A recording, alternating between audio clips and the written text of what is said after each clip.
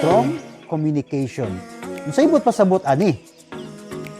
Kung unsa ni kaimportante diha sa prayer, sa pag-ampo. Wala himsog nga relasyon manghigala kung panalagsa ra kang mutagad niya. Si Pablo nagdasig kanato nga kinahanglan muampo kita kanos kanunay.